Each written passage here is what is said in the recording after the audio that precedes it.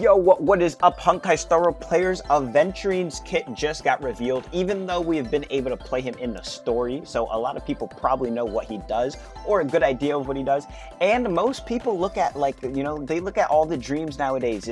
That junk is literally on your front page. You could be like, I never look at leaks or anything. They just put that junk on your front page, like everyone sees it nowadays. It's insane. But besides that, Aventurine kit review, if you have no idea what he does. Aventurine, he's a preservation unit. He's 100% going to be FUXUAN tier, I'm telling you right now. So if you are picking him up, he will be good. He will definitely be like immune to power creep for a good amount of time. I think he will be staying up with FUXUAN for a very long time. But getting into his kit, he's an imaginary preservation. If you didn't know already, you should know, but if you don't know, now you know. His traces, one of his biggest traces that is insane is that his teammates all get effect res in combat for free, which means if you have supports running like Broken Keel, they do not need to run, they do not need to hit that threshold anymore, which means they could go full for another like other stats, you know? Maybe you drop some speed to have effect res for Broken Keel. You're never gonna have to do that anymore. You know, other stats, I don't know, effect hit rate, so on, attack percent, all that. You never have to do that anymore if you're using Aventurine. But his other traces, we learned this in the story. I don't know why Hoyo is hiding the numbers, like we didn't get to play him in the story. Like, I don't know why they're hiding the numbers, like we didn't just get to play him in the story. So his first trace here, pretty much, he gets crit based on his defense. You need 4K defense to get the max crit value on this. It's a lot of crit. I think it's like 40 something percent, something like that, if I remember from the story correctly. And then his second bonus ability here is just going to make it so that when you start the fight, you get a shield based on your technique that you did. And the third one is Bingo, which is just his follow-up attack. Every time someone gets hit that has his shield, or anyone that does a follow-up attack. And the third one is, I forgot what the third one is. I think that's just it, actually. Yeah, anyone that gets hit by his shield and anyone that does a follow-up attack gives him blind vet stacks. Zoom in a little bit. And after it gets to 7, see, I don't know why they don't show it. Like, they say a certain number of times. Like, we didn't just play this man. I just played this man. Yeah, so it's 7 amount of times. You're probably going to be getting 2 to 3 follow-ups per cycle. Not per cycle, like every 2 cycles, I would assume. Maybe more, depending on what your team is. If you're playing a follow-up team, you're definitely getting like at least 2 follow-ups per cycle. 100%. If you're not playing a follow-up team, you're just using him to like maybe sustain or something like that, it's probably going to be, you know, way less follow-ups, which is granted, obviously. Leveling materials, he uses the old imaginary boss from Luafu, which is interesting. Acheron also uses the lightning boss from Luafu though, so not as interesting. He uses the that swarm weekly boss or whatever. Idle technique, no one cares about that. So his technique, pretty much he like RNG gambles like a defense buff for the start of a battle, and I think getting Spades gives you the highest one. I think Spades is the highest, if I remember correctly. I'm pretty sure that's why they're showing Spades. There's like 3 different things you can get, and Spades is the highest, so pretty much you just want to gamble for Spades if you're doing like MOC with him. And then basic attack, just regular basic attack, nothing too crazy. Talent, just shields every, oh no, this is his talent. Let's think of it as his skill. Talent showing the effect res, yeah, I was just talking about this earlier. And wait, this says when he has Fortified Wager, he can resist crowd control debuffs. I do not remember that in the story. I wonder if that's a CC block like FUXUAN's, but only for him. I don't remember this, actually.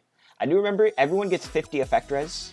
I don't know what level the skill was when we were in combat, but you do get like around 50 effect res, which is huge. Yeah, I did not know about this resist crowd control debuffs. If that's like FUXUAN, that's pretty big for him. That means you literally don't even, like, if you get extra, it's like good and bad because you get extra effect res rolls. Besides the fact that he already gives you 50 for free, the extra effect res rolls will be kind of dead because you won't need to have any effect res on him if he just ignores a debuff. But then this just goes up into his follow-up based on your blind bet. 7 blind bet gives you the follow-up. And it does like, you know, decent damage for him being a preservation unit. His skill here, this is what gives you the shield. Now the shield also stacks on top of that. Oh, another thing I should add about the talent stacks up to, I think, 10 out of 7. So like if you get a bunch extra before he follow-ups, like you have like a bunch of attacks go on or like a bunch of people get hit, he actually overcaps it, which is really nice. But yeah, shield just refreshes the shield on your team. It's a pretty fat shield. The story quest one was giving like a 2k shield, and we don't even know what the stats were, and he didn't even have a signature Lightcone from what we know. And yeah, and it can stack on top of that, which is good. And then lastly is ultimate. Ultimate puts a debuff on the enemy, and it gives him a random number of blind bet points. It's literally just RNG. You know, the Gamba Man, you gotta have a little RNG in his kit. And it puts a debuff on the enemy, which is gonna be good for Acheron. And it increases the crit damage that you deal to the enemy. Now, this is not a crit damage like buff to yourself. This is more of like it's literally fully a debuff. So that enemy that has the crit damage debuff on them, only that enemy takes the extra crit damage. Or if you hit multiple, because this is a AoE attack, you know, all the enemies that have the debuff will have a extra crit damage added onto them when they get hit, if that makes sense. And it was like 10% crit damage, I think, if from the story. Don't know what level, but it's like, you know, it's like a small crit damage boost. Nothing too crazy, but it is a debuff, which can be good for, you know, lots of characters, Ratio, Acheron, so on, so on. And I also wanted to go into looking at his Lightcone here, you know. Might as well check out the Lightcone real quick. His Lightcone is pretty juiced, I'm not going to lie. His Lightcone looks crazy. First of all, it gives you 661 base defense and 1000 HP. 1000 HP is pretty standard for a 5-star Lightcone, but the passive is insane. All in, increases the wearer's defense by 40%. When he gives a shield to an ally, he gets another 40 crit damage for free, lasting for 2 turns. This is pretty much going to be like 100% uptime. And then when he does a follow-up on an enemy, there's a 100% base chance to increase the damage taken by the attacked enemy target by 10%. Now, I'm assuming that this is going to go in as a debuff, which means if you had Acheron with her Lightcone and then Aventurine with his Lightcone, you'd have like 5 debuffs for free just for them. Like, obviously, if you're like C0, you still want 2 Nihility, but like you would be printing out Acheron ultimates, which is kind of crazy if you have this Lightcone. If you're going like super high investment on your Aventurine. But Aventurine does have a lot of Lightcone options, so I would only recommend getting this Lightcone if you are like super, you know, vertically investing in Aventurine, or you're just, you know, big Aventurine simp or something. You really like the guy. He does have a big simp army. I have seen recently. He does have a very big simp army. He is pretty cool though from the story. I do like him from the story. He has a very good story. You know, they did make like the last like 2 hours about him, but it was good.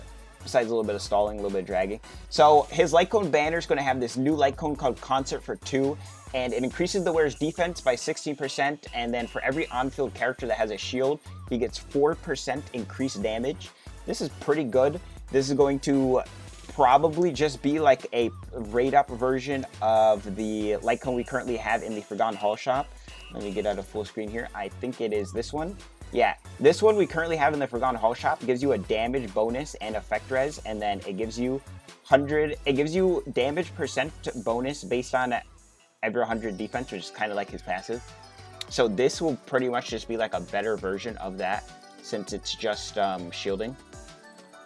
And it'll probably give you a lot of defense at S5. Maybe it won't be better though. I actually don't know. It does have 463 defense versus this. This is 463 defense. Have to get tested, I guess. Definitely will have to get tested because this is 32% damage percent, while this one is this one is just 16% damage. But if you get extra refinements on this, they can go hard. But you can also get extra refinements on this for free, going up to 48% damage. But instead of getting defense in the passive, you get effect res, which is going to be kind of useless. So maybe this will shred ahead of it by the fact that it gives you defense in the passive. Don't know.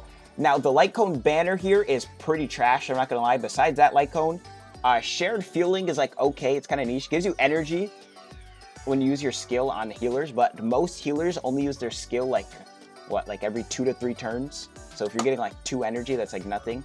I don't know what this goes up to, but even if it went up to like, maybe it would go crazy if it was at 10 energy, but I do not think this goes up to 10 energy, I'm pretty sure. And then lastly, we have Make the World Clamor, which is Serval's signature Lightcone. This Lightcone, I swear, could be so good, but they just made it so it's only energy on entering the battle. If this was something that could repetitively get procced, like anything else, this could go crazy for erudition units, because most erudition units have like a, you know, they have some sort of ultimate basis. So, yeah.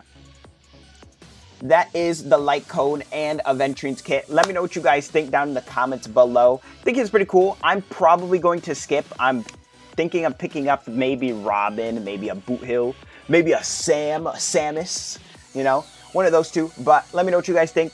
Aventurine seems pretty cool though. He's definitely going to be very good. FUXUAN tier, 100%. And goodbye.